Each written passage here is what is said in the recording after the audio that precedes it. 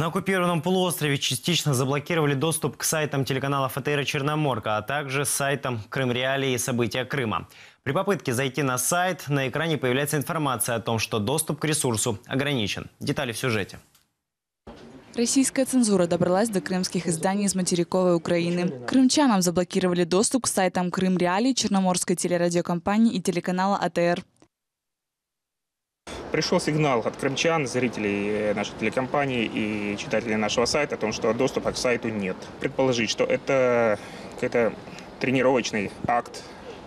Крымские пророссийские власти пытаются проверить реакцию крымчан и свои технические возможности на ограничение местного населения, доступа местного населения к объективной, взвешенной информации по событиям в Украине, в Крыму, которую мы пытаемся донести. Обычно такое решение в России принимает Роскомнадзор. Впрочем, этот запрет не похож на их работу. Представители запрещенных СМИ подозревают спецслужбы. Крым Реалии в списках запрещенных не значится.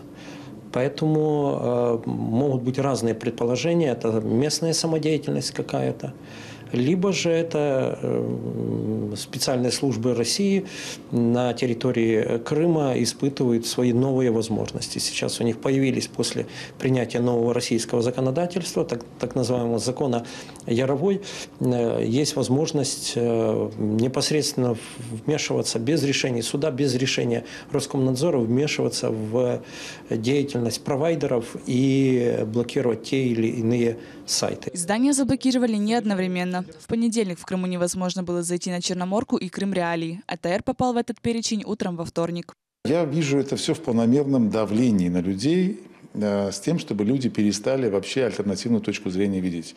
И к тому, к чему они привыкли за годы независимости Украины, их лишить этой возможности. Все. То есть их в безнадегу в такую отправляют, что они уже все должны свыкнуться, смириться, что у них есть вот этот вот русский мир, в котором они должны раствориться и забыть про все то, что у них было. И вот даже последнее присоединение и ликвидация этого Крымского федерального округа об этом тоже говорит.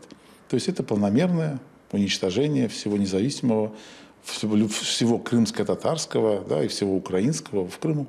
Мы боремся и будем, мало того, мы будем жалить как пчела, в том числе и информационная пушка, которая в лице АТР у нас есть, она есть еще с других независимых медиа, таких как «15 минут». Мы будем разить этой пушкой информационной по всем тем проявлениям вот этого вот оголтелого этого фашизма, его другого, этого русизма, как Джохар Дудаев говорил в свое время. Мы должны будем давать отпор. То есть мы не должны оставлять спокойными тех людей, которые занимаются геноцидом крымско-татарского и украинского народа в Крыму. Для доступа к сайтам редакция Крым Реалии разработали инструкцию, как можно обойти блокировку в интернете. Лидия Полянская, Исмаил Газиев, Эдем Ситаров, Заман, АТР.